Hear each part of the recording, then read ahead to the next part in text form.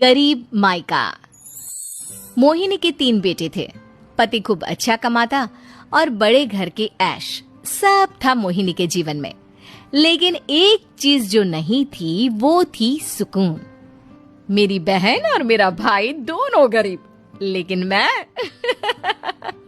मेरे पास तो नोट की बरसात है। तभी मोहिनी की बहन वीना उसके दरवाजे आ जाती है। अरे मोहिनी, कैसी है? मेरे घर में ना सिलेंडर खत्म हो गया है। तेरे पास तो इतने पैसे हैं, भरवा देना मेरा सिलेंडर। पैसे जैसे ही आ जाएंगे मैं दे दूंगी। तभी मोहिनी का पति राकेश आ जाता है। क्या है वीना, ये अपने घर की परेशानी हम लोगों के घर ना गाया करो। तुम्हारी बहन को तुम लोगों पर तरस आ जाता है और वो पैसे देने लग जाती है। मुझे ये बिल्कुल पसंद नहीं है। ओ जीजा जी, नहीं, मैं तो वो बस अच्छा, मैं चलती हूँ। वीना वहाँ से चली जाती है। उसके जाने के बाद अच्छा किया जो आपने सुना दिया। अरे न जाने क्या सोचकर मेरे घर आ जाती है कि जैसे यहाँ तो भंडारा भरा है। अरे कितना तो दे दिया। अच्छा जी, जरा 1000 तो देना। वो विन्नी दीदी है ना, उनके घर जा रही हूँ। उनका पोता हुआ है तो मुंह दिखाई दे दूंगी। हाँ, उन लोगों के आगे तो शो ऑफ किया करो।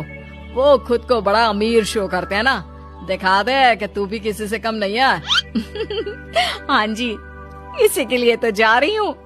मोहिनी तैयार होकर अपनी बुआ की बेटी के घर जाती है, जहाँ उसके पोते का कार्यक्रम चल रहा होता है।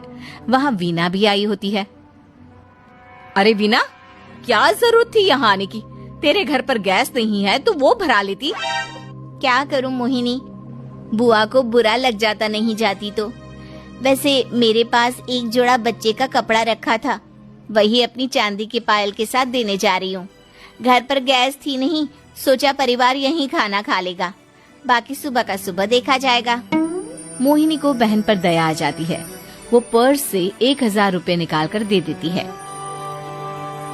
ले वीना, लेकिन पैसे वापस कर देना, तेरे जीजाजी हिसाब लेते हैं। मोहिनी भी क्या करती, गरीबी में बहन का सहारा ही उसके जीवन जीने का आधार था।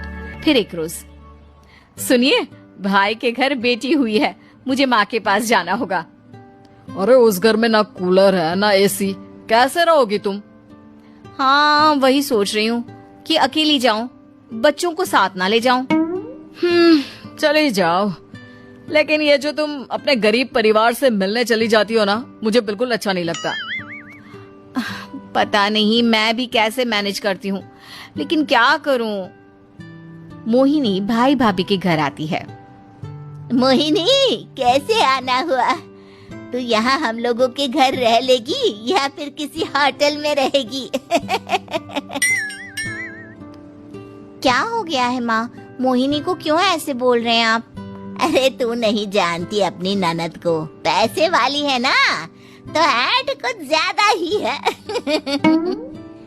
मोहिनी को माँ की बात का बुरा नहीं लगता है, क्योंकि उसे पता ही नहीं चलता कि माँ उसे जली कटी सुना रही है। वो भाभी की बच्ची के साथ लेन देन करती है और वहाँ से चली जाती है। उसके जाने के बाद, माँ, क्यों आप मोहिनी को इतनी सारी बातें सुनाती हो? भाई का बेटा बोल पड़ता है। माँ, क्योंकि दादी जानती है कि बुआ के अंदर घमंड है। सही बोल रहा है मोहन। बहू भले तुझे ना दिखता हो, लेकिन मुझे और मोहन को दिखता है कि वो कितनी घमंडी है। मोहिनी मायके आती है, जहाँ गरीबी के कारण चीजें कम होती हैं। इस मोहन के बच्चे को काम पर लगा दो ना, किसी दुकान या किसी होटल में। बर्तन धो लिया करेगा, कम से कम 4 पैसे और आएंगे घर में। देख मोहिनी, माना तेरे पास पैसा है, लेकिन तेरे भाई के दिन इतने भी बुरे नहीं चल रहे कि वो अपने बच्चे की पढ़ाई रुकवाकर उससे बर्तन धुलवाए। मोहन माँ की ओर देखता है, जैसे आंखों से बोल रहा हो, देख लिया बुआ का हाल। हाँ मोहिनी, बात तो सही है, लेकिन अभी मोहन को पढ़ना है। आखिर तुम भी तो अपने दोनों बेटों को पढ़ा रही हो ना। मेरे बेटों से कैसे कंपेयर कर सकती हैं आप? अरे वो तो कलेक्टर बनेंगे। हाँ, कल को वो मोहन को नौकरी में रख लेंगे, क्यों? मोहिनी कुछ दिन और रहकर चली जाती है। धीरे धीरे दिन बीतता है। मोहन बड़ा होता है और कड़ी मेहनत से सफल भी हो जाता है। मोहिनी, माँ के जाने के बाद तो तुमने भाई भाभी के घर जाना छोड़ ही दिया, क्यों? वो क्या है ना, उन लोगों का घर छोटा है, मेरे बच्चे जाना ही नहीं चाहते। पर तुझे क्यों अचानक मायके की बात याद आ गई?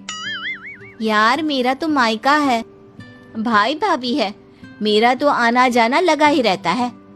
हाँ, क्योंकि तुझे आदत है ना ऐसे छोटे से घर में और कम पैसे में रहने की। वैसे क्या खबर है आजकल मायके की अपने? अब वो घर छोटा और कम पैसे का नहीं रहा, क्योंकि मोहन तो बहुत बड़ा आदमी बन गया है। फिर क्या? मोहिनी भाभी को फोन करती है। मोहन किसी बड़ी कंपनी का मैनेजर हो गया है क्या भाभी? क्या ये सच है? हाँ मोहिनी दीदी, अब तो हम लोगों के गरीबी के दिन कट गए। आपके भाई ने कोई अच्छे कर्म किए होंगे जो हम लोगों का बेटा इतना अच्छा कमा रहा है। देख लो भाभी, पहले भी आपने कई गलतियां की थी, आप थोड़ा संभल कर चलना।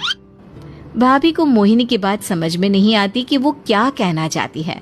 फिर एक दिन वीना मोहिनी से कहती है, मोहिनी, हमारा भतीजा मोहन अच्छा कमा रहा है, क्यों ना मैं अपने बेटे की नौकरी के लिए उससे बात करूं? अरे बुआ का बेटा है, ये सोचकर मदद तो करेगा ना? हाँ हाँ, क्यों नहीं करेगा, उसके बुरे दिन में तो हम भी खड़े थे। मोहन को वीना फोन करती है और अपने बेटे की मदद करने की बात करती है। हाँ हाँ बुआ, क्यों नहीं, आप सिद्धार्थ को भेज दें, मैं अपनी ही कंपनी में उसकी नौकरी करवा देता हूँ। दिन बीतते हैं, अब वीना के हालात भी अच्छे हो जाते हैं। क्या बात है वीना, तूने भी कार ले ली, वो भी इतनी अच्छी? हाँ मोहिनी, अपने भतीजे के कारण तो हम लोगों के दिन अच्छे हो गए। उसने सिद्धार्थ की नौकरी लगवा दी है, वो भी शानदार। ठीक है, लेकिन पैसे ख्याल से खर्च करना। वो क्या है ना, पैसे आने आसान है लेकिन संभालने मुश्किल। मोहिनी घर पर अपने पति से बात करती है। देखो ना, सबके पास पैसे हैं, एक वक्त था जब मैं ही अमीर हुआ करती थी। लगता है कि ज्यादा दिन नहीं रह पाओगी, मेरी नौकरी को कुछ साल ही बचे हैं और तुम्हारे दोनों लड़के निकम्मे हैं। उन लोगों को बोलो ना कि नौकरी करे। तभी वहाँ मोहिनी के बेटे भी आ जाते हैं। अरे हमें क्या मोहन समझा है जो दिन रात गधे की तरह काम करते रहे? खैर, दिन फिरते हैं और मोहिनी के पति की नौकरी भी खत्म हो जाती है। मोहिनी क्या करे, थोड़े से पैसे में गुजारा नहीं हो रहा है। तो क्या करे, मेरी समझ में कुछ नहीं आ रहा। मोहन को बोलो ना कि वो इन दोनों के लिए नौकरी देखे, जैसे सिद्धार्थ के लिए नौकरी देखी है। मोहिनी क्या कहती, उसे अपने वो दिन याद आ जाते हैं जब उसने भाभी से मोहन को नौकर बनने की सलाह दी थी। क्या हो गया, क्या सोच रही हो मोहिनी? यही कि वक्त कभी भी किसी का भी पलट सकता है, ऊपर वाले से डर कर रहना चाहिए।